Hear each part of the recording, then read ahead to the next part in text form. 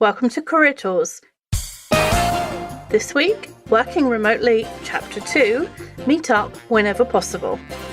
The questions this cast answers are: how do I make sure I still contribute when I'm working remotely? How do I make sure I'm still thought of when I'm working remotely? And what's the most important things to know when working remotely? If you're a manager, you need Roadmap. All licensees of Manager Tools have access to Roadmap, an app on your phone that guides you through every step of the Trinity rollout process, no more annoying emails, and allows you to monitor and measure your implementation of one-on-ones and feedback, and soon coaching and delegation. Few clicks every day, everything you need to know about rolling out the Trinity and becoming a more effective manager. We already did chapter 1 of this series. I think there's going to be 3. And chapter 1 addresses people who work remotely from their team. So either you're all spread out, or you might be in a different building from your team, or you might be on a different continent from your team. And one of the things that's hard is having that kind of team communication and, really feeling like a team when at least some of your people are remote. So we're going to talk about what you can do to meet up, because meeting and having a face-to-face conversation is really important for communication. And before we begin talking about that, we do have 2 casts for managers who have remote teams. One's called Distant Manager Basics, and the other one's called Virtual Teams. And if you are doing one-on-ones, then there is a cast for phone one-on-ones, which also covers video, which is probably how you're going to have to do your one-on-ones if your team is remote. So we'll get started on meeting up. So what are we going to cover, Sarah? Today we're going to cover meeting up at least once a year with any team member, and the duration doesn't matter. And many times we're asked, how often should I meet up with my team? I work in London and the rest of my team works in New York. How often should I meet up with them? So we're going to answer that question quickly now, and then we're going to talk about how you do it, like how you achieve it. So the answer is at least once a year. Really, really make an effort to meet up with the rest of your team, or at least one team member, at least once a year. If you're a manager of a team, then you want to go see your team members, or if there's a reason for them to come into one space, then you make sure that they all meet each other. Now, ideally, it would be 4 times a year, and you would meet with the whole team. That's more of an ideal. And the more you can meet, the better. So don't say, oh, I've done it 4 times this year, and I could fly to Chicago, but I'm not going to, because Wendy said 4. Exactly. Like, don't do that. More is better. But the absolute bare bones minimum would be once a year. Right. And many people are going to be going to the head office or the office where the majority of the team is situated for the occasional meeting or the occasional training event, things like that. And when you do have to go to that location, you want to seize that opportunity, right? Make the very most of your time on site. So if you fly in maybe a day early or I guess, leave at the end of the day after your meeting ends, you'll have a full 2 days with your team. Right. So if the meeting is on Tuesday, you fly in Monday, and then you fly out Wednesday night. So you've got the whole of Tuesday and the whole of Wednesday. And if you can get in on Monday at like 10 o'clock, 11 o'clock, then you've got half of Monday as well. Right. And any of the meetings that you would normally have scheduled then for that week, for example, your one-on-ones, our recommendation would be to do them face-to-face that week. Even if, for example, like Wendy said, Tuesday, Wednesday, maybe your regular one-on-one is actually on a Thursday. Move it. Move it so that you can have it when you're face-to-face. And also, we'd recommend scheduling a dinner. Have dinner with as many of your team are available. As soon as you know you have to go, right? You want to give people a lot of notice. It's their lives. So as soon as you know that you're going to that area, to that office, you want to tell everybody, hey guys, I'm coming on X date. Let's do dinner the night before. As opposed to waiting till the last minute, right? Right, you get there on Monday and you're like, so who wants to come to dinner? And everyone's like, wow, I got like 15 things to do tonight that I can't cancel. I know. And as I know at Manager Tools, as presenters, we do that a lot of the time to the Virginia area where most of the people live, when a presenter goes out there to DC, we send out an email a couple months in advance. Hey guys, I'm going to be in the area at this time. Could anybody meet up? So that there's plenty of time for people to organize their lives and put this a priority. And it is extra time away from your family, and we're very respectful of family here and family time. And if you travel a lot, like 4 more days, if you're the kind of person that travels 3 weeks out of 4 throughout the year, then another 4 days is kind of difficult to justify. Although probably if you're traveling that much, there's other opportunities. But for most of us, a couple of nights, 4 times a year is not too much to ask of our family. We can probably get a babysitter. We can probably find someone, send the kids to have a sleepover somewhere else so that one parent isn't coping with all the children. So for most of us, a couple of nights, 4 times a year is not too much to ask. And if you live on the other side of the world from your team and you never travel to the country where your team is actually located in for those training opportunities, those types of meetings, then it is absolutely going to be harder for you to meet up. However, there are definitely those opportunities. You're going to have to look for them to find them, right? So does anyone on your team travel to a nearby country to where you are so that the two of you could meet up halfway in between? Or do they vacation near you? Or halfway between the two of you, you guys could meet up there, for example. Do you ever end up in the same city for a reason that's not home to either of you? Or are you ever crossing through the same airport at the same time? Right? That happens to us at Manager Tools a lot.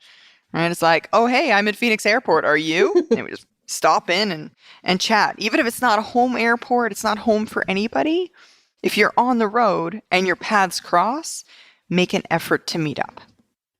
I think that's one of the things people don't think about is if I'm already traveling or if someone else is already traveling, even if they're not coming to where I am, are they coming near enough to where I am for it to be okay for me to go see them? Flights between 2 fairly close cities in the US are usually quite cheap. It's not much for me to fly from San Antonio to Dallas. It's maybe only $100. And so if Sarah was coming through Dallas, then I might fly up to Dallas, see her and fly straight back down again. But it would be worth it because we actually never have met in person, and it would be nice to do so. It would be nice to have a conversation. It would be nice to not be focused on work. It would just nice to just see each other. Right. Have a meal. Relax. A meeting doesn't need to be you visiting the office where the rest of your team sits or one of your team members sits. It doesn't need to be them coming into your office. If you break that, if you take away that it needs to be in the office, if you take away that constraint, it makes it a lot easier to find places where you can meet. And it doesn't either need to be a formal meeting. You could meet up with another team member over coffee or dinner. If they're near you and they've come on vacation with their children, you could, take your children to Disneyland or whatever you're close to. You could have a little family day out together. You could meet in an airport lounge and just chat. I've done that with Mark. We've been crossing through the same airport and we both had 20 minutes in the Admiral's Lounge, and it was enough to say hi and what's going on. I pulled out some ripped out pages from a magazine or a couple of magazines. I was like, oh, I wanted to show you this. And then he looked in his briefcase and he was like, oh no, I've got some for you. So we've been exchanging ripped out pieces of paper, ripped out articles that we both read and thought that the other one would be interested in, or it was related to work or whatever. So take away the thought that this has to be some kind of formal thing, that it has to be in a certain place, and it starts to become easier to see how you can meet up. Absolutely. And yes, the topic of this part of our cast is at least once a year, but we want to set your goal as meeting in person with each of the members of your team 4 times a year. Don't set it at the very minimum. Set it at 4 times per year. And then look for every opportunity to accomplish your goal. At first, don't think about the costs. The cost is not the important part. The value is the important part here. So don't worry about the cost. You're going to get more value from a half an hour meeting than you would from 1 million instant messages The cost doesn't matter. So if you're thinking of charging it to your company, you're going to have to be able to justify it. But first, step number 1 is just finding the opportunity to do it at all and looking for the support of that after. It's like thinking it has to be a certain kind of meeting or it has to be in a certain place. If you take those things away and you take away cost, you start to be able to find more opportunities. So yeah, cost is going to matter. You can't do it if, flying over to London 4 times a year is going to cost the company $8,000 and there's no other reason for you to be flying over there. Yes, exactly. It's going to be hard, right? But if you think about, am I going to Europe? Then a flight from Paris to London is not very much. So it's a question of being open-minded to what possibilities there are and then seizing them. Exactly. So the next part of our cast is meeting with any team member. There may be nothing that you and another team member work on directly together. Your team might just be made up of people who don't fit anywhere else in the organization, right? So they got clumped together underneath the same manager. That happens. But that doesn't mean that meeting up with the other people on your team won't be a beneficial process. Remember that careers are based on results and relationships. And relationships don't need to be with the people who are most useful to you right now or who you're currently working on a major project with or whose job closely relates to yours. Build relationships without discrimination. More is always better. You don't know what will happen in the future and how valuable that relationship might be. You don't know who might be on a future project you're on. So build relationships and worry about the work coming later. Meeting up is really important because of these relationships and because it gives you a connection that email and IM and even phone calls doesn't. I used to work in a role where I worked in one location and I had an admin in another location. And every time I went to that part of the country to see a hiring manager, I would go see my admin. It was like another 40 minutes trip or something. But it really helped on the days when I was narky because she hadn't done what I wanted.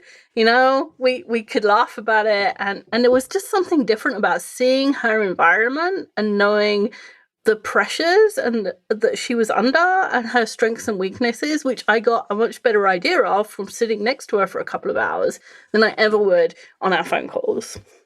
It allows you to make the kind of small talk about family or interests or opinions that don't happen when you're on the phone or video. Like what happens when you're on the phone, I did this morning, is you're calling with a reason. I'm calling you because I need your spreadsheet. And so what you do is you say, hi, how are you? And the other person says, I'm good, how are you? Yeah, good weekend? Yeah, good. I need that spreadsheet. Okay, I'll send it to you. And that's the end of the conversation because it's kind of goal-oriented. So meeting up is a way that allows you to have more of that conversation, which gives you a better understanding of other people. Knowing that a colleague has small children like you do and, has nights when they're up all night, that there's a point of connection. When you say, what did you do with that spreadsheet? Like, it's all wrong. And the other person says, yeah, my 2-year-old was up all night and I just am not with it. That is much more likely to happen. It's much more likely to be the conversation if you've already met up. Absolutely, it is. And if it becomes the part of the conversation when you don't have a good relationship, it often can feel like excuses because we don't have a good relationship, right? We don't have that relationship. So it's like, well, why are you telling me this? Are you making excuses? And that's not the case. When you have a relationship, though, you can form those common bonds between the two of you, right? And then it's just conversation. Yeah, that's a really great point. Now, we've all seen the statistics that say that a good proportion of our communication is nonverbal. I don't know what it is, Wendy. It's something crazy. It's like 70% or something of our communication is nonverbal. And that therefore, being in person with somebody else is better. And there's more though. Now, you add to the relationship by the effort you make to meet up.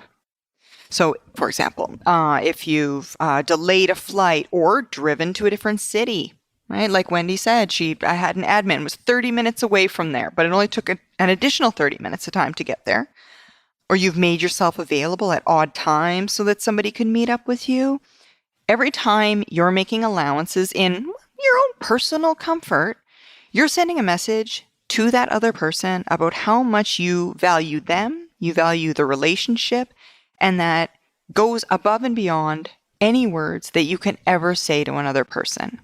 And it goes both ways. So if you're the traveler and you've made an extra effort, or if you're the person being met and you've made an extra effort, to be in a certain place at a certain time so that, someone who's only got 20 minutes is there passing through an airport. Hiring a sitter. Yeah, exactly. That really says, I value this time that we're going to get together. Absolutely. And that goes a long way into building a relationship and improving your relationship with another person improves your relationship with others as well. Right. So if you meet one person in a team, it improves your relationships with the other people in the team that you did not meet. Exactly. So let's say that you're the only one on your team who works remotely. Everyone else is in the office. I, for example, say I work remotely and I work mostly with Wendy. But for whatever reason, let's say Judy is in my town or in my area and we meet up for dinner. When Judy goes back to the team and talks to Wendy, assuming that your meeting goes well, Judy's going to be a huge supporter of me, right? She's going to say, hey, Wendy, I met up for dinner. I don't work a lot with Sarah, but we had dinner.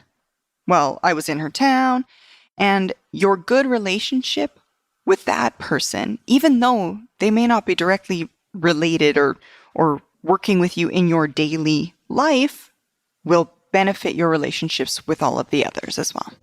If Judy works with me in a single location and I'm working mostly with Sarah, but Judy's gone to meet Sarah for dinner, when I start complaining about Sarah's work, Judy is going to say, oh, you know what? There's stuff going on at home for her. She's just having an off day. And maybe I say, yeah, Sarah's got this idea, but it's a bit, I don't know, I'm not convinced. Then Judy would be like, she was really bubbly about that idea when I met her. She's really enthusiastic. I think you can go somewhere with that. It really doesn't matter who the relationship is with or who the relationship is that you're enhancing. It has a ripple effect on your relationships with other people. Absolutely, it does. You got somebody in your corner now. Yeah. Mm-hmm. Someone to vouch for you. Someone, they know each other. Presumably Wendy and Judy know each other better than either of them knows me. But just having someone in my corner is beneficial to how I'm seen by everyone else on the team. Now, the last piece of the puzzle here is duration doesn't matter. So let's say that you would get maximum benefit by being able to have a full half day with your teammate followed by a lunch. That would be 100% of all of the benefit you could potentially gain from your meeting up. Now, meeting for 30 minutes when you're both passing through an airport and half of your mind is paying attention to the conversation, but the other half of your brain is listening for gate announcements so you don't miss your next flight, certainly does not provide 100% of the benefit that half-day meeting would. However, the benefit to that 30 minutes in an airport is certainly not zero. Now, it might only be 10%, but it's still a 10% improvement in your relationship. And as we say often, don't let perfect be the enemy of good. So don't turn down a meeting that's not what you think it should be. Meet anyway. Because every meeting, every conversation, every interaction that you can have with somebody builds on that relationship. It's like, don't worry about where it is. Don't worry about the cost. Don't worry about who it is. Don't worry about how long it's going to take. Just find opportunities to meet people in your team or even meet people in other teams. If you're remote, you're working in Budapest in Europe and the rest of your team works in San Francisco, right? But somebody comes from the customer service thing and they happen to be vacationing in Budapest. It's a wonderful place to vacation. And they say, hey, come and have a drink with me. Go have a drink with them. It's not just about your relationships with this team, right? Meeting up with someone in this team will help your relationship when you're working together. But also, it's part of building a network.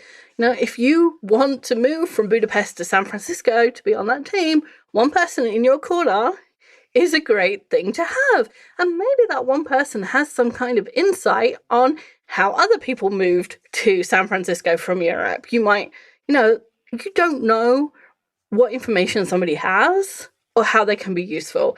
And we don't build relationships just because we want people to be useful for us. There's all sorts of benefits to relationships and networks. But it's a good way of thinking about it if you're thinking, it's cold tonight, I don't want to go out really, I'll just cancel. And if it is somebody in your team, maybe you never get the chance to discuss that thing that would be really helpful for you to discuss, right? Maybe there's, some process that it would be really helpful for Judy and Sarah to talk about and they never get around to it. But it's still going to make the conversation when they actually discuss that thing, it'll still make the conversation easier. And when you know each other a little bit better, it's easier to work together. So it doesn't matter how good the technology gets. It really doesn't. Meeting in person, even just once, even for a really short amount of time, will always be a richer, more beneficial, more effective experience than the technology. Meeting face-to-face will make a positive difference to your relationship every single time. Exactly. Never turn down an opportunity to meet someone from another part of the company, another location, another anything. If you have the opportunity, meet up with them. Even if it's just coffee. Even if you don't know how that can be useful to you. Whatever constraints you can think of, throw them away and meet up as much as you can.